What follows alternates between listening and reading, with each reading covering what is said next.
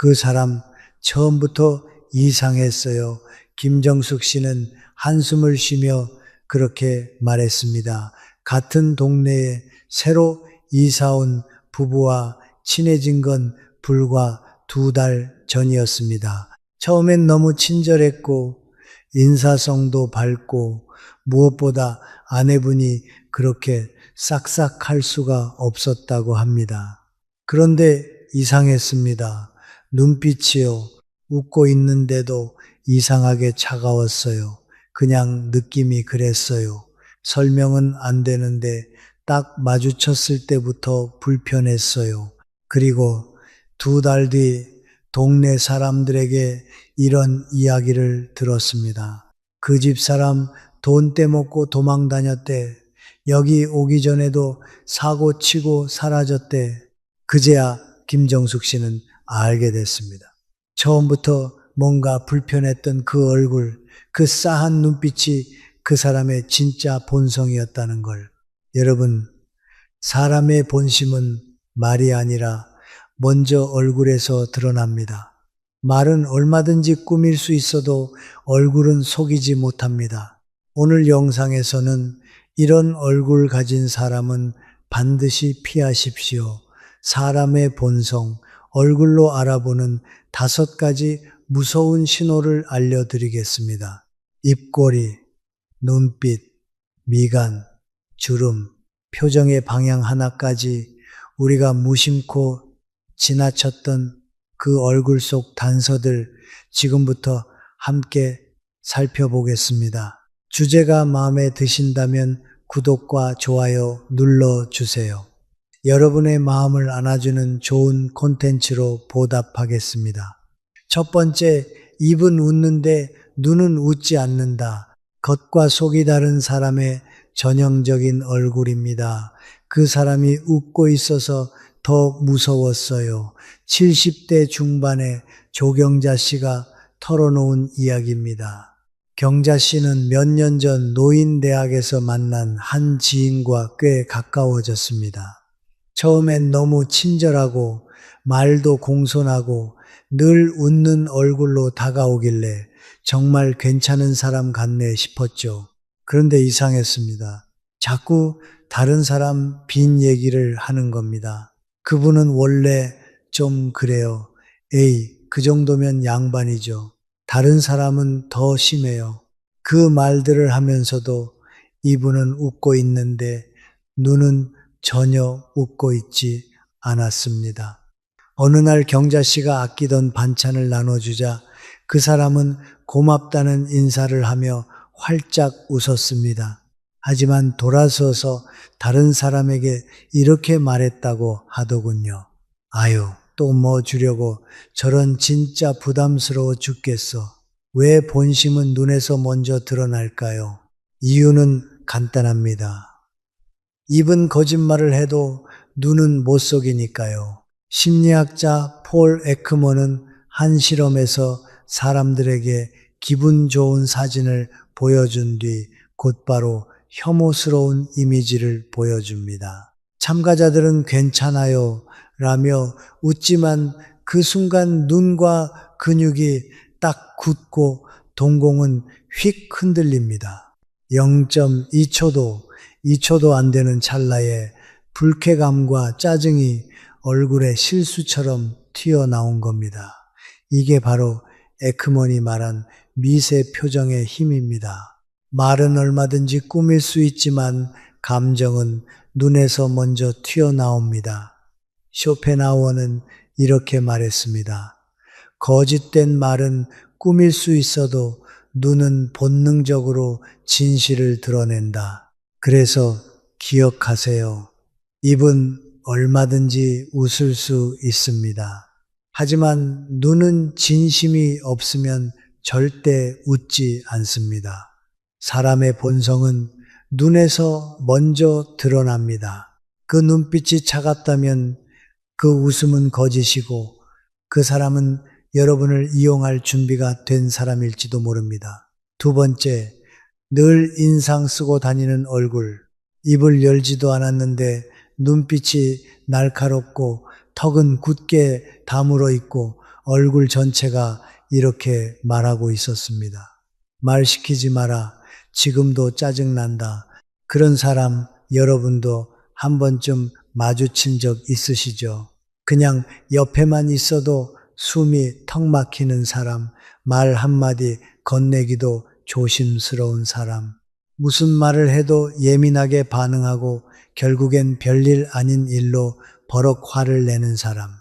미국 오하이오 주립대의 브래드 부시먼 교수는 바로 그런 사람들만 모아서 연구했습니다. 이른바 분노 조절 장애 환자들입니다. 화를 참지 못하고 감정을 통제하지 못하는 사람들. 놀라운 건 이들은 화를 내기도 전에 이미 얼굴이 말하고 있었다는 사실입니다. 부시먼 교수의 분석 결과는 이랬습니다. 표정 변화가 거의 없다. 기본 인상이 이미 공격적이다.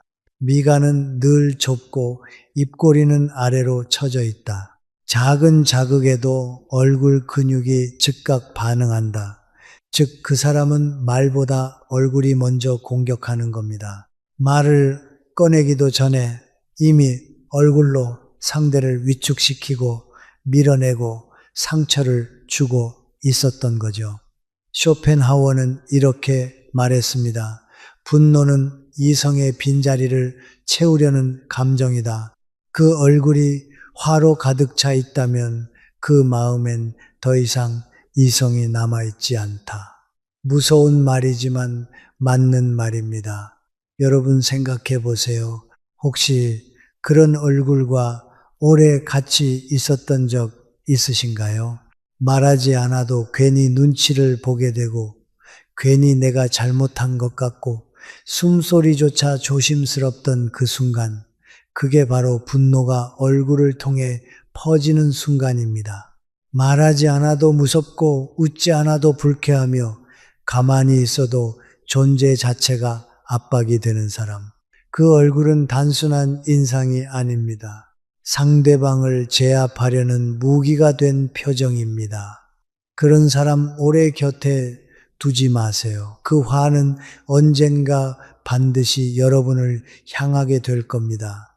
세 번째, 눈빛이 바쁘게 흔들리는 얼굴, 속으로는 계산 중인 사람입니다. 눈빛을 자꾸 피하고 시선을 이리저리 바꾸고 대화 중에도 눈동자가 불안하게 흔들리는 사람, 이건 단순한 긴장이 아닙니다.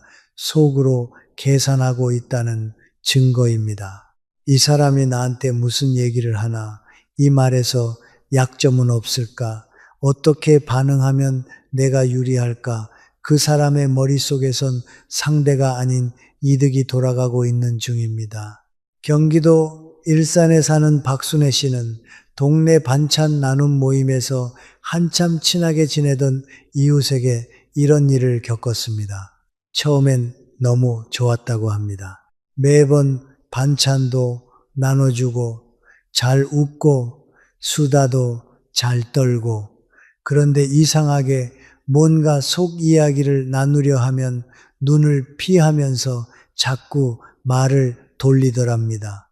어느 날 박 씨가 병원에 입원하게 되었을 때 그 사람은 단 한 번도 연락이 없었고 모임에선 이렇게 말했다고 하더군요. 그런 일까지 일일이 챙기면 피곤해서 못 살아. 자기 일은 자기가 알아서 해야지. 심리학 실험도 이걸 뒷받침합니다. 하버드대 실험에서 참가자들에게 상대의 이야기를 듣는 장면을 분석했는데 진심으로 공감하는 사람일수록 눈을 오랫동안 조용히 바라보는 경향을 보였습니다. 반면 이득을 따지거나 관심 없는 사람일수록 눈동자가 좌우로 빠르게 흔들리고 시선을 자주 피했습니다. 뇌에서 정보를 정리하고 평가하는 작업을 하고 있었던 거죠. 즉, 말보다 먼저 눈이 속셈을 드러낸 겁니다. 이런 사람은 말은 절대 거칠지 않습니다. 오히려 예의 바르고 조심스럽습니다. 하지만 눈빛은 불안하고 바쁩니다. 계속 계산 중인 사람의 얼굴입니다. 철학자 파스칼은 이런 말을 남겼습니다. 눈은 마음의 창이다. 마음속에 흐르는 계산은 눈에서 가장 먼저 반짝인다. 여러분, 혹시 그런 눈빛을 본 적 있으신가요? 말은 잘하는데 왠지 모르게 마음을 못 열겠는 사람, 내 얘기를 듣고 있는 게 아니라 재고 있는 느낌이 드는 사람, 그 불편함은 착각이 아닙니다. 그 눈은 지금도 누가 더 이득일지 고르고 있는 중입니다. 네 번째, 표정 변화가 거의 없는 얼굴, 공감 능력이 낮고 정서적으로 다친 사람입니다. 여러분도 이런 사람 만나본 적 있으시죠? 좋은 소식을 전해도, 아, 그래요? 속상한 이야기를 털어놔도, 그런 일도 있죠. 말은 듣고 있는 것 같은데 정작 얼굴은 돌처럼 굳어 있고 감정의 파동이 전혀 느껴지지 않는 사람. 서울에 사는 60대 여성 이명자 씨는 지인의 소개로 어떤 사람과 산악회 활동을 함께 하게 됐습니다. 처음엔 과묵하고 조용한 사람이겠거니 했죠. 그런데 이상했습니다. 누가 넘어져도 다쳤다는 얘기를 해도 아무런 반응이 없는 겁니다. 그저 똑같은 얼굴로 고개만 끄덕일 뿐. 심지어 명자 씨가 가족 이야기를 꺼냈을 때도 그랬습니다. 며느리가 많이 아팠었거든요. 눈물이 글썽이며 이야기했는데 그 사람은 말없이 빵 한 조각을 입에 넣고 있더랍니다. 표정 하나 안 바뀌고 눈도 마주치지 않고 이게 바로 공감 능력이 낮은 사람의 전형적인 얼굴입니다. 기쁨도 슬픔도 분노도 미소도 어떤 감정도 얼굴에 드러나지 않는 사람 왜일까요? 심리학자 사이먼 베런쿠어는 이런 사람들에게 공통된 특징이 있다고 말합니다. 감정을 읽는 능력, 즉 마음 이론이 결핍된 경우 타인의 감정에 반응하지 못하고 자기 중심적인 사고에 갇히게 된다. 즉 공감을 못하는 게 아니라 애초에 느끼지를 못하는 겁니다. 그래서 타인의 아픔에도 무덤덤하고 상대가 민망할 정도로 표정이 단조롭습니다. 철학자 칼 야스퍼스도 말했습니다.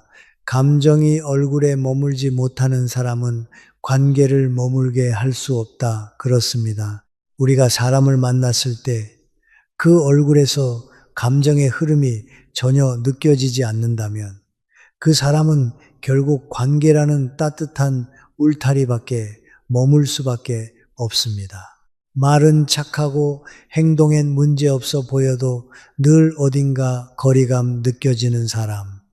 그건 그 사람이 여러분의 감정에 함께 움직이지 못하는 얼굴을 가졌기 때문입니다. 그 얼굴 절대 가까이 오래 두지 마세요. 당신의 진심이 그 사람에겐 그냥 소음일 수 있습니다. 다섯 번째, 눈빛을 고정하고 깊게 바라보는 얼굴. 통제력이 강한 사람. 그 사람이 나를 볼 때마다 말을 못하겠더라고요. 내 말 한마디 한마디를 다 분석하고 있다는 느낌이었어요. 여러분도 혹시 이런 사람 곁에 앉아본 적 있으신가요? 대화는 분명 말로 주고받는 건데 그 사람은 눈빛으로 먼저 칼을 들이댑니다. 아무 말도 하지 않았는데도 눈을 고정해서 뚫어지게 바라보는 사람.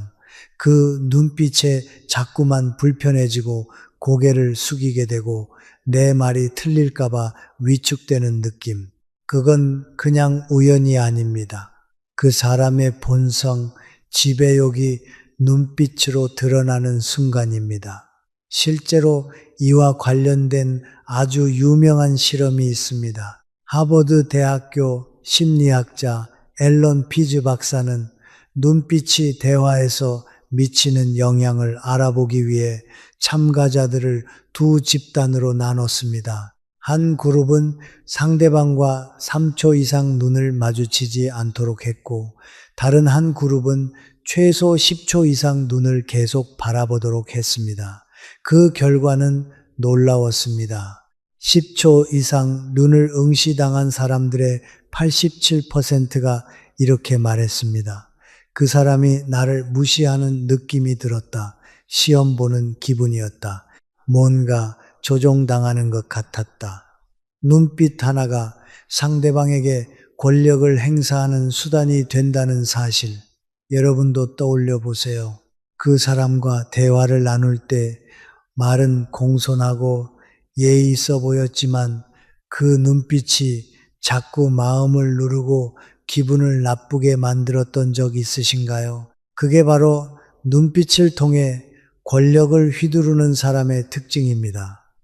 철학자 미셸 푸코는 시선은 감시이자 권력이다 라고 말했습니다. 말보다 먼저 지배하는 것, 그건 다름 아닌 시선입니다. 이런 사람은요, 처음엔 똑똑해 보이고 진지해 보여도 시간이 갈수록 상대를 지치게 만듭니다. 대화의 주도권을 놓지 않으려 하고 상대의 말보단 자기 논리에만 집중하죠. 그 사람 곁에 있으면 내 감정은 자꾸 작아지고 내 말은 힘을 잃고 결국엔 침묵만 남게 됩니다. 표정이 무기라면 눈빛은 그 무기의 조준경입니다. 여러분, 그 눈빛에 자꾸 마음이 눌리고 내 생각이 왜곡되고 있다면 그건 단순한 불편함이 아니라 위험 신호입니다. 지금이라도 멀어지셔야 합니다.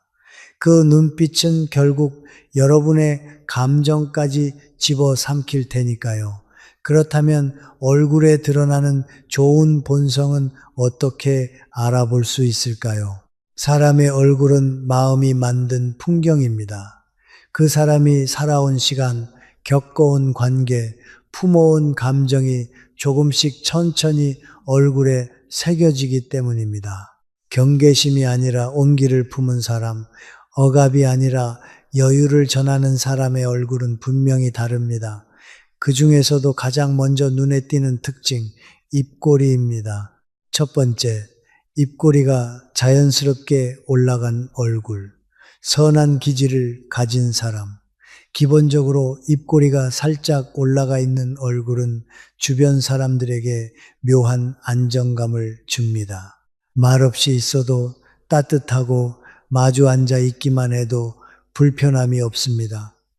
말이 없어도 따뜻한 사람이란 말, 딱 그런 얼굴입니다. 하버드 대학교 심리학자 낸시 애틀링거 박사는 이런 얼굴을 가진 사람들과 함께 일하는 동료들의 감정 상태를 6개월간 추적 조사했습니다. 그 결과 입꼬리가 자연스럽게 올라간 동료와 함께 일한 사람들은 스트레스 수치가 낮고 불안감도 덜하며 자신이 존중받고 있다는 느낌을 더 자주 경험했다고 합니다.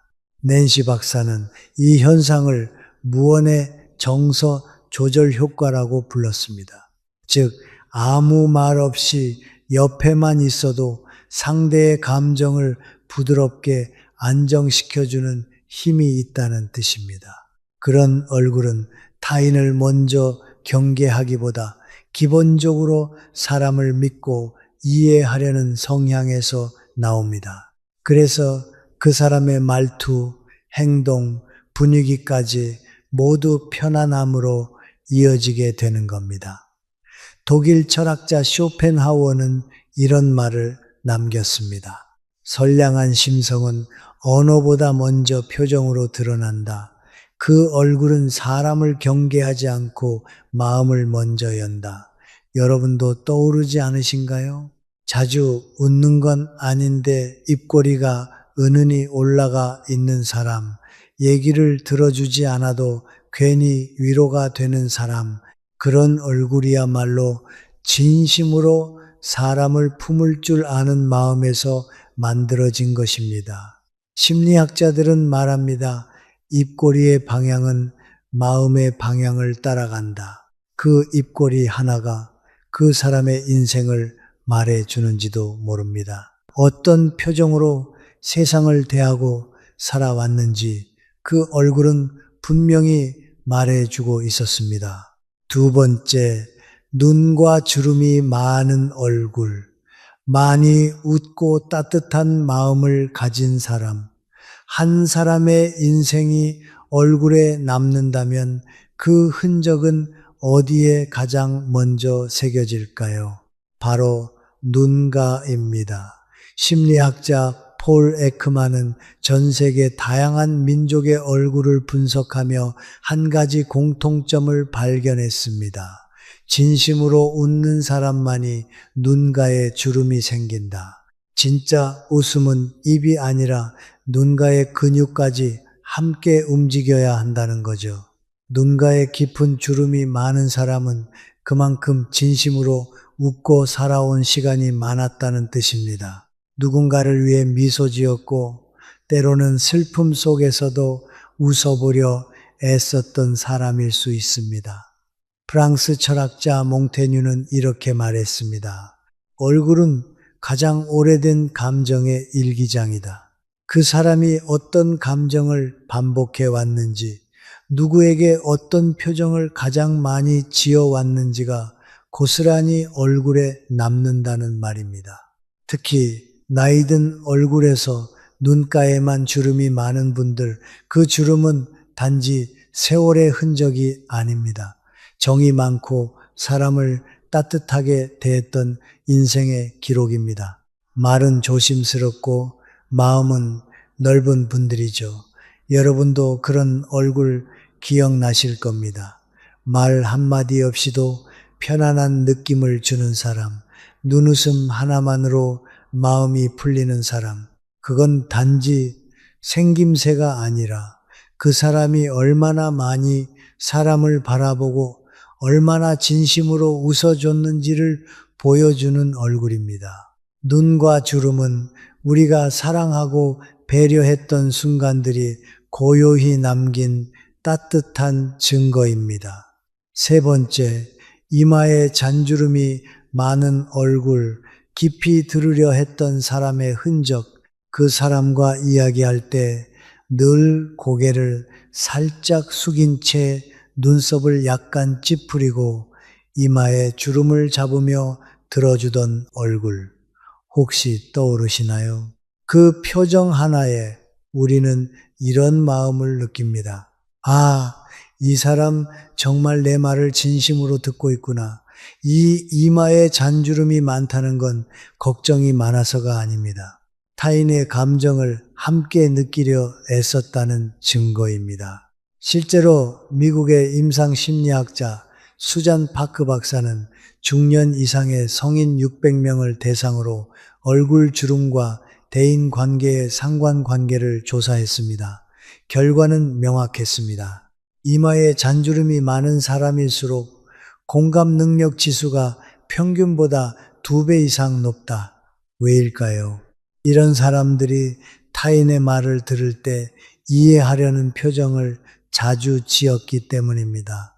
눈썹이 올라가고 이마가 찌푸려지고 그 모든 감정이 얼굴에 고스란히 새겨진 거죠. 철학자 장자크 루소는 이런 말을 남겼습니다. 사람의 지혜는 말보다 표정에 남고 그 표정은 결국 신뢰를 만든다.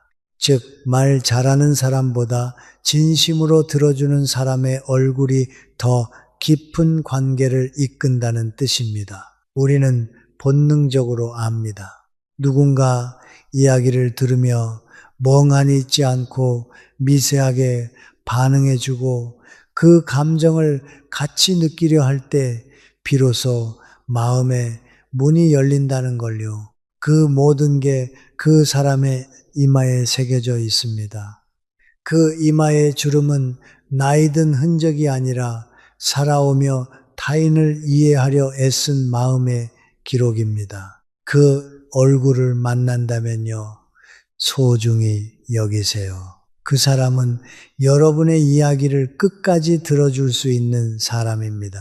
네 번째, 코끝이 동그랗고 콧방울이 넉넉한 얼굴, 정말 속 깊은 사람, 그 사람 참 인상이 좋더라. 여러분, 이런 말 한 번쯤 해보신 적 있으시죠? 그 중에서도 코끝이 둥글고 콧방울이 도톰한 사람을 보면 왠지 모르게 마음이 놓이고 말도 편하게 하게 됩니다. 관상학에서는 이런 코를 보호코라고 부르면서 인정 많고 타인을 헤아릴 줄 아는 사람에게서 자주 나타나는 특징이라고 말합니다.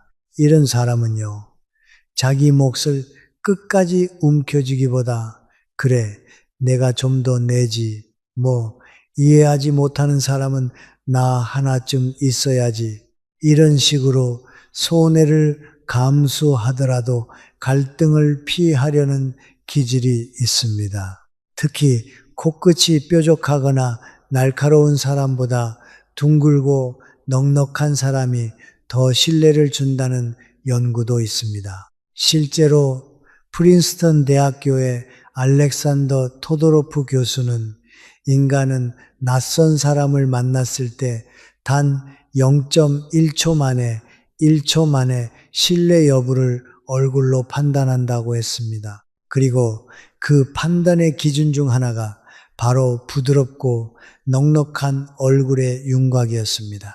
심리학에서도 안면 인상 효과라는 개념이 있는데요. 사람들은 코처럼 얼굴 중앙에 있는 부위에 의식보다 무의식적으로 더 신뢰를 부여합니다. 그래서 코끝이 둥글고 콧망울이 풍성한 사람에게는 알게 모르게 더 많은 기대와 호감을 품는 거죠. 철학자 공자도 이런 말을 남겼습니다. 덕은 얼굴에 나타나고 그 덕은 남의 마음을 쉬게 한다. 바로 그런 얼굴입니다. 말없이 있어도 따뜻하고 딱히 잘해주지 않아도 마음이 가는 얼굴. 혹시 여러분 주변에도 그렇게 코끝부터 마음이 느껴지는 얼굴 있으신가요? 그 사람은 겉으로 친절한 게 아니라 이미 얼굴에 살아온 마음이 새겨져 있는 겁니다. 그런 사람 곁에 있으면 괜히 내가 더 좋은 사람이 되고 싶어집니다. 그 얼굴은 복이고 곁에 두는 건 축복입니다. 오늘 함께 나눈 이야기는요, 누굴 판단하려는 게 아닙니다.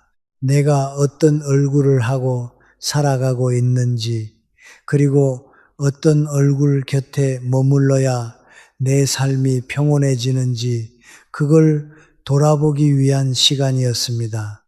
여러분, 얼굴은 말 없는 자서전입니다. 그 사람이 어떤 마음으로 살아왔는지, 어떤 세월을 지나왔는지가 고스란히 새겨진 시간의 흔적이죠. 그러니 이제는 말보다 얼굴을 먼저 읽어보세요.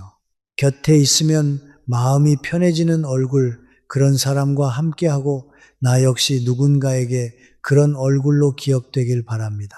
여러분의 미소가 누군가에게 위로가 되는 하루가 되시길 바랍니다. 오늘 영상을 보며 여러분은 어떤 생각이 드셨나요? 여러분의 경험과 생각을 댓글로 나눠주세요. 여러분의 이야기가 누군가에게 큰 위로와 깨달음이 될 것입니다. 오늘도 끝까지 시청해 주신 여러분께, 그리고 이어서 다음 주제를 공유하겠습니다. 행복하게 살기 위해 정서지능을 높이는 방법, 정서지능 높은 사람 특징, 혹시 이런 사람 보신 적 있나요? 대화를 시작할 때마다 사람들의 마음을 스르르 열고 분위기를 순식간에 따뜻하게 만드는 사람들 말이에요. 그들이 특별히 말을 잘하거나 화려한 화술을 가진 것 같지는 않은데 신기하게도 언제나 대화의 중심이 되고 함께 있는 사람들에게 안정감을 줍니다. 그 비결이 무엇인지 궁금하지 않으신가요? 사실 그 비결은 대단히 복잡하거나 어려운 것이 아닙니다. 바로 그들이 무심코 자주 사용하는 단 한마디의 말 때문인데요. 오늘은 정서지능이 높은 사람들이 왜 이 말을 사용하는지, 그리고 우리 삶에 어떤 변화를 가져다 줄 수 있는지 깊이 이야기해 보려 합니다. 감정은 우리 삶의 언어입니다. 정서지능, 흔히 EQ라 불리는 이 능력은 자신의 감정을 이해하고 다스리며 타인의 감정을 공감하고 소통하는 힘을 의미합니다. 데니얼 골먼은 이를 5가지로 정의했죠. 자기 인식, 자기 조절, 동기부여, 공감, 그리고 사회적 기술. 정서지능은 마음을 다루는 내비게이션 시스템과도 같습니다. 목적지가 뚜렷한 도로 위에서도 돌발 상황은 언제든 발생할 수 있잖아요. 내비게이션이 도로 상황에 따라 우회로를 알려주듯 정서지능은 우리의 감정과 타인의 감정을 현명하게 처리할 길을 안내합니다. 정서지능이 높은 사람들의 대화는 마치 따뜻한 바람이 스치는 것 같습니다. 그들의 말에는 감정과 공감이 담겨 있죠. 그렇다면 감정과 공감은 타고나야 하는 걸까요? 놀랍게도 정서지능은 타고난 재능보다는 연습과 경험을 통해 키울 수 있는 능력입니다. 마치 근육처럼 꾸준히 사용하고 단련할수록 더 강해지는 것이죠. 지금부터 그런 정서지능을 키우기 위해 우리가 어떤 말을 어떻게 실천할 수 있는지 구체적으로 알아보겠습니다. 그런 정서지능의 힘을 보여주는 일화를 하나 소개할게요. 여기 친구들 모임이 있습니다. 상상해 보세요. 어느 날 한 친구가 조금 늦게 도착했어요. 얼굴에는 피곤함이 가득하고 무언가 좋지 않은 일이 있었던 듯 보입니다. 그 상황에서 2가지 다른 반응을 상상해 볼까요? 한 친구는 너 오늘 왜 이렇게 늦었어? 라고 짜증 섞인 목소리로 묻습니다. 반면 다른 친구는 조용히 다가와 괜찮아? 무슨 일 있어? 라고 말하죠.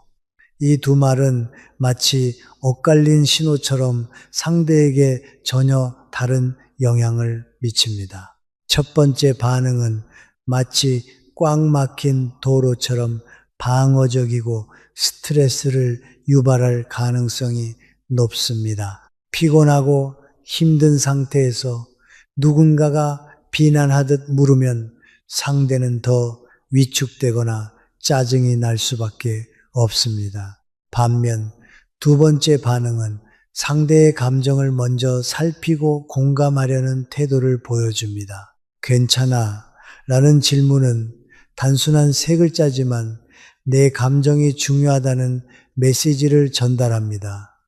이 한마디로 상대방은 안심하고 자신의 이야기를 꺼낼 수 있는 공간을 얻습니다. 심리학자 데니얼 골먼은 그의 저서에서 이렇게 말했습니다. 공감은 단순히 타인의 입장을 이해하는 것을 넘어 그들의 감정 속으로 깊이 들어가 그들의 세계를 느끼는 것이다. 바로 이 공감의 시작점이 괜찮아와 같은 작은 말에서 비롯됩니다. 심리학 연구에 따르면 괜찮아 같은 공감의 언어를 무심코 사용하는 사람들은 정서지능이 높은 경향이 있다고 합니다. 이는 타인의 감정을 인식하고 적절하게 반응하며 신뢰를 형성하는 능력과 연결됩니다. 공감은 대화를 부드럽게 만들 뿐 아니라 관계를 깊어지게 하는 중요한 요소로 작용합니다. 이 말을 사용하는 사람은 마치 상대의 마음에 작은 창문을 열어주는 사람과도 같습니다. 괜찮아는 사소해 보이지만 그 효과는 놀랍도록 강력합니다. 이 말은 상대에게 단순히 말을 건네는 것을 넘어 감정을 이해하려는 진심 어린 태도를 보여줍니다. 정서지능이 높은 사람들은 이런 작은 말 한마디로도 주변 사람들에게 따뜻함과 안정감을 전하는 법을 알고 있는 것이죠. 마치 추운 겨울날 손을 녹이는 따뜻한 찻잔처럼 괜찮아라는 말은 사람들의 마음을 부드럽게 데워줍니다.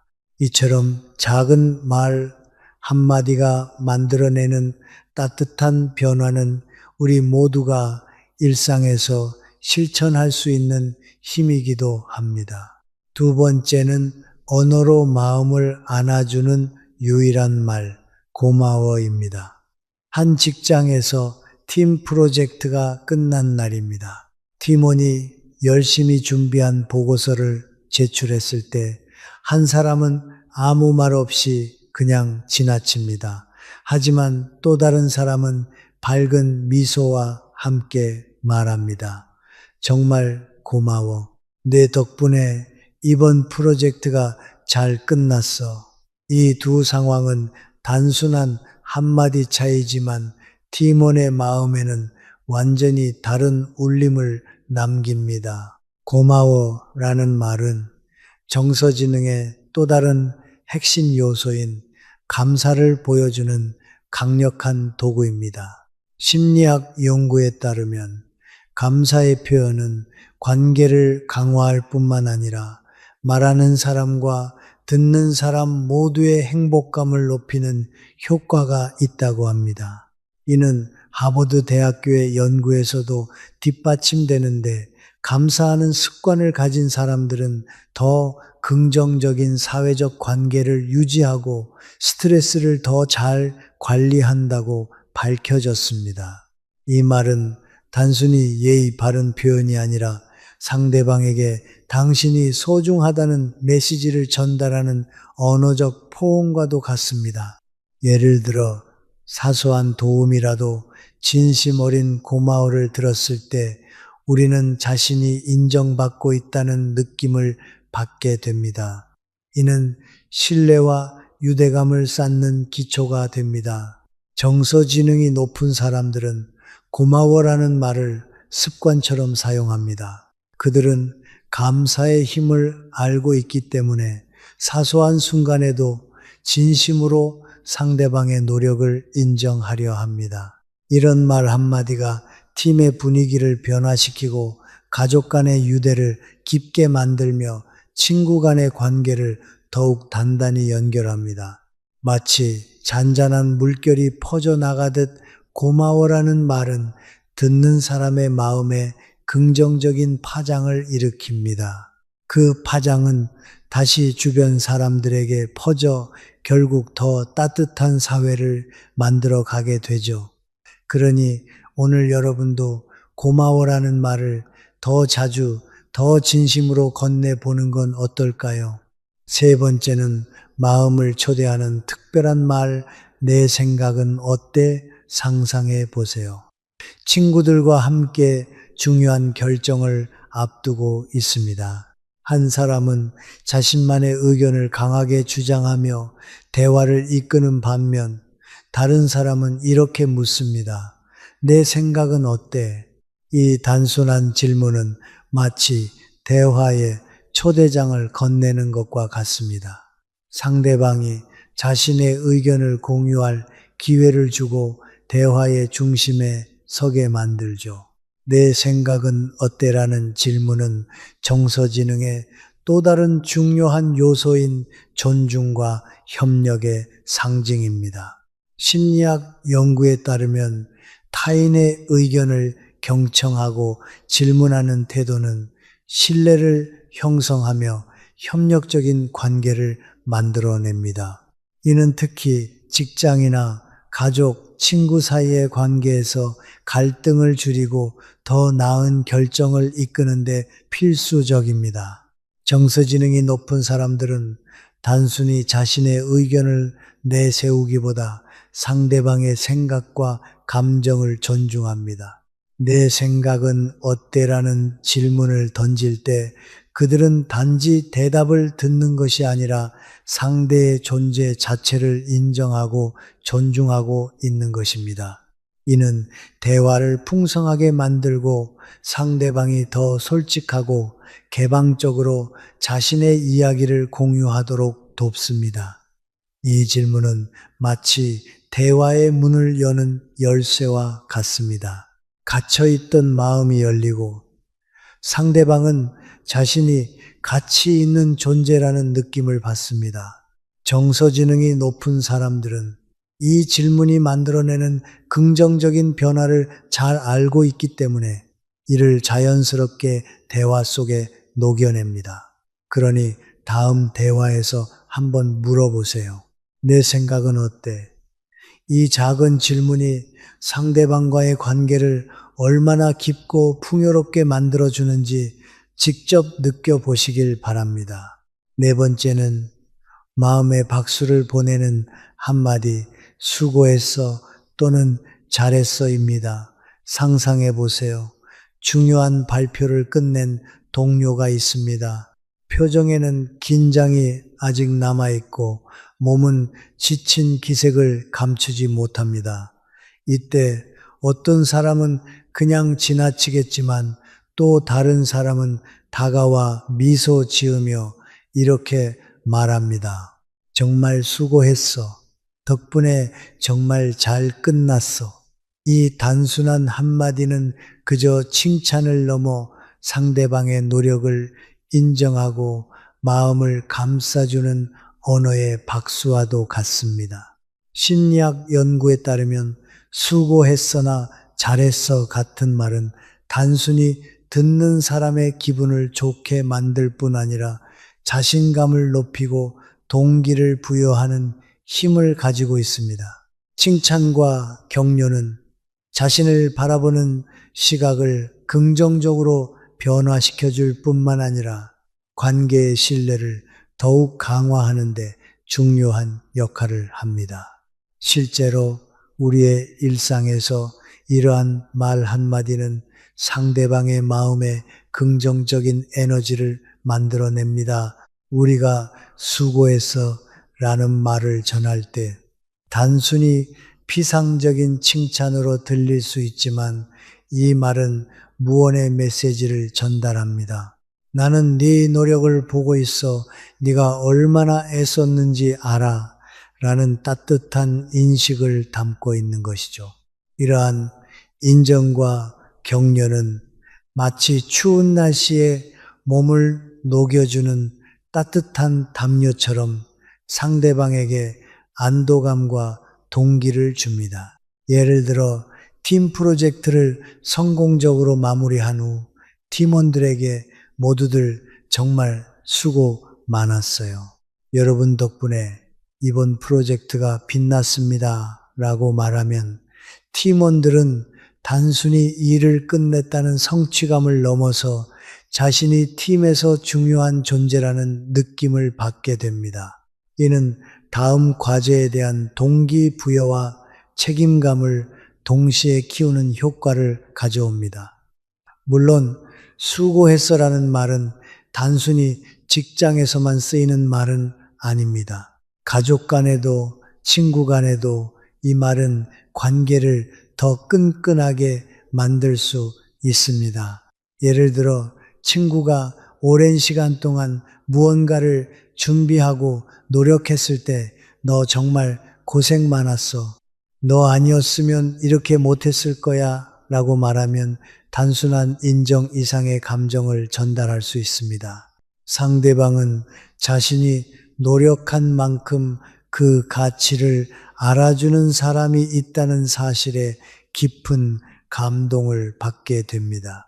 수고했어 라는 말은 사실상 짧지만 상대방의 고생과 노력을 한 번에 어루만져주는 언어적 포옹과도 같습니다.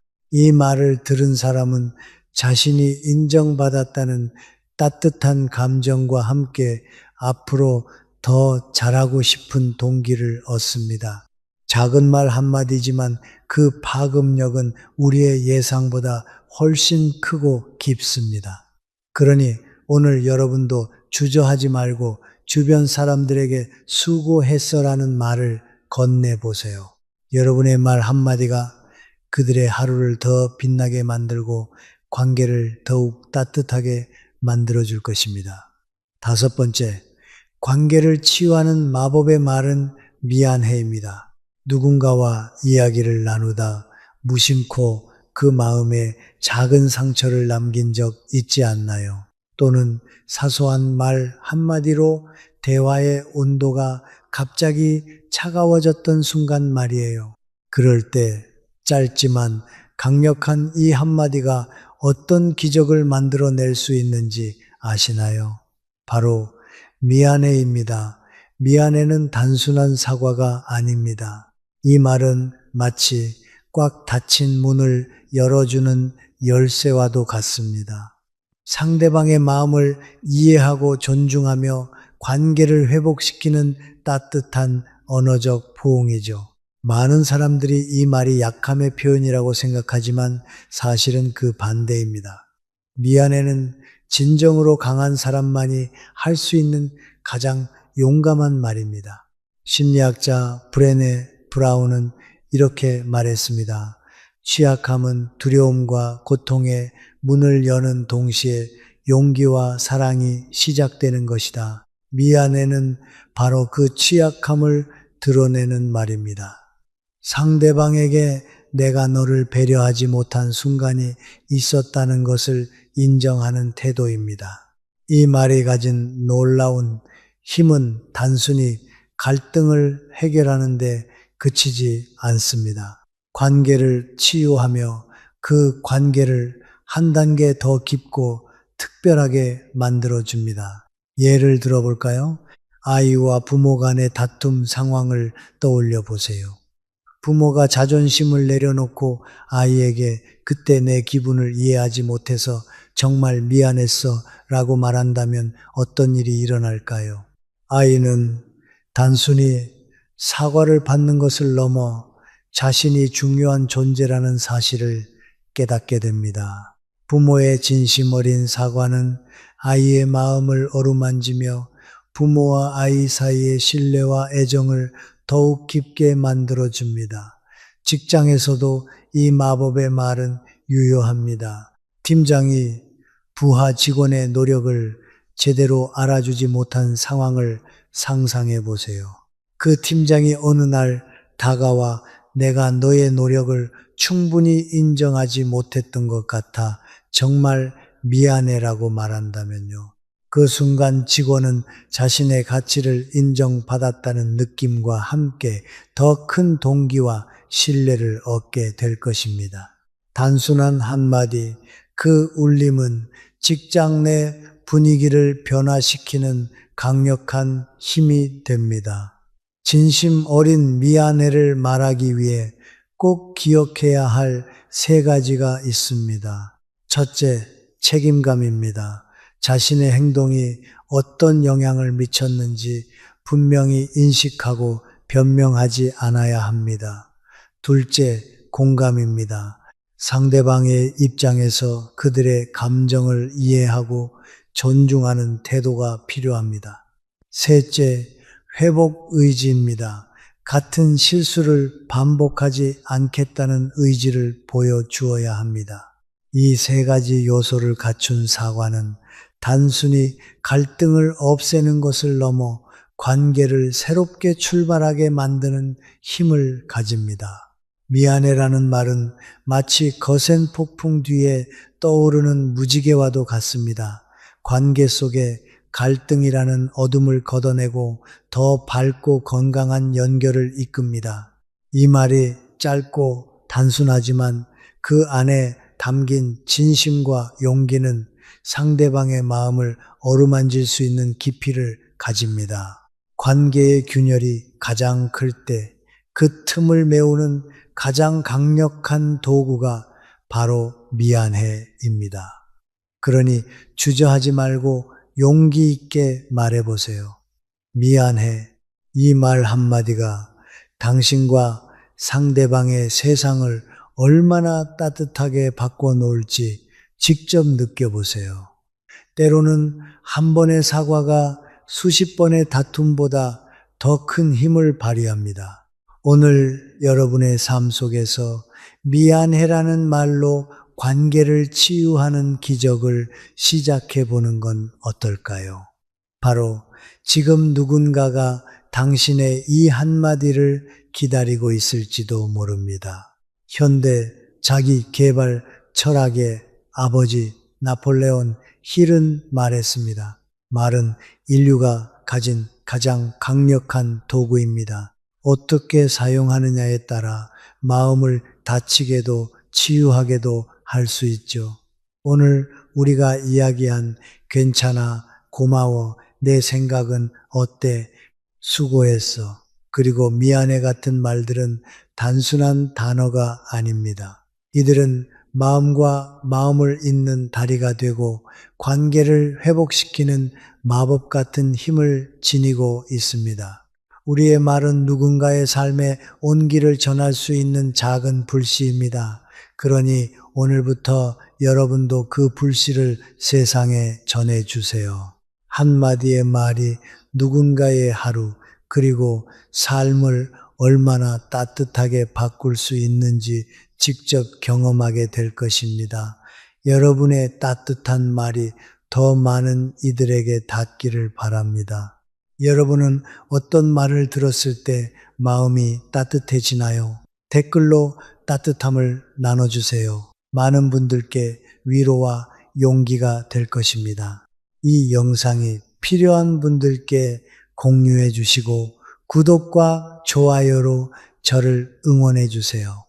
여러분과의 소중한 연결이 저에게 큰 힘이 됩니다. 오늘도 행복한 하루 되세요. 이상으로 마무리하겠습니다.